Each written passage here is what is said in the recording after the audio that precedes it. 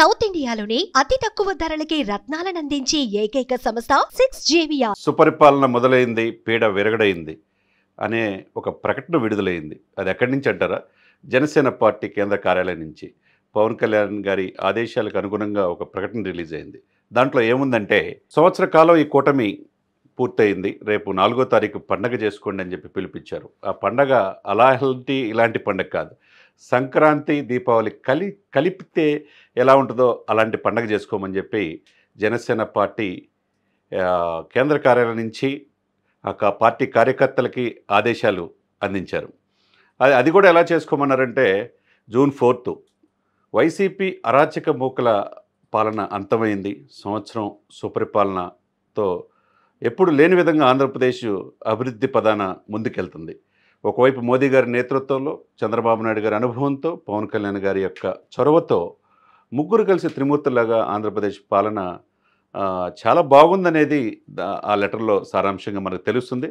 అదేవిధంగా రాజధాని ఎక్కడ అనే పరిస్థితి నుంచి అమరావతి రాజధాని అనేది శరవేగంగా పనులు ఒకవైపు జరుగుతూ ఉంటే, రెండో వైపు ఆంధ్రుల జీవనాడి పోలవరం కూడా పూర్తవుతుంది. 2027 ఎండింగ్కి పూర్తి చేయడానికి ప్రయత్నాలు జరుగుతూ ఉంది. దానికి కావాల్సిన నిధులు కేంద్ర ప్రభుత్వం వెనువెంటనే ఇస్తూ ఉంది. ఒకవైపు రోడ్లు ఎప్పుడు లేని విధంగా గతుకులమయమైన ఆంధ్రప్రదేశ్ రోడ్లు, చాలా బాగా రోడ్లు ఉన్నాయి. తర్వాత ఒక పరిశ్రమలు వస్తున్నాయి. ఎటు చూసినా ఈ సంవత్సరం మంచి పరిపాలన. గ్రామీణాభివృద్ధిలో 23వ ప్లేస్లో ఉన్న ఆంధ్రప్రదేశ్ ఈరోజు 3వ ప్లేస్కి వచ్చింది. అటువంటి మంచి పాలన ఆంధ్రప్రదేశ్లో ప్రజలు చూస్తున్నారు. అందుకే పండగ చేసుకోండి అన్నారు. అది కూడా అట్టాంటి పండగ కాదు. దీపావళి సందర్భంగా ఎలా అయితే చేసుకుంటారో, టపాసులు కాలుస్తారో, మీ ఇంటికి ప్రతి ఇంటి దగ్గర ముగ్గులు వేసుకోండి. తర్వాత సోషల్ మీడియాలో ప్రచారం చాలా నెక్స్ట్ లెవెల్లో మీరు చేసుకోవాలి. డిజిటల్ మీడియాను ఉపయోగించుకోండి. తర్వాత టపాసులు కాల్చండి, అది సోషల్ మీడియాలో పోస్ట్ చేయమని చెప్పి పవన్ కళ్యాణ్ గారు పిలిపివ్వటం ఒక రకంగా జనసేన కేడర్ కావచ్చు, అటువైపు టీడీపీ కావచ్చు, బీజేపీ కావచ్చు ఉత్సాహం నెలకొలిందని చెప్పుకోవాలి.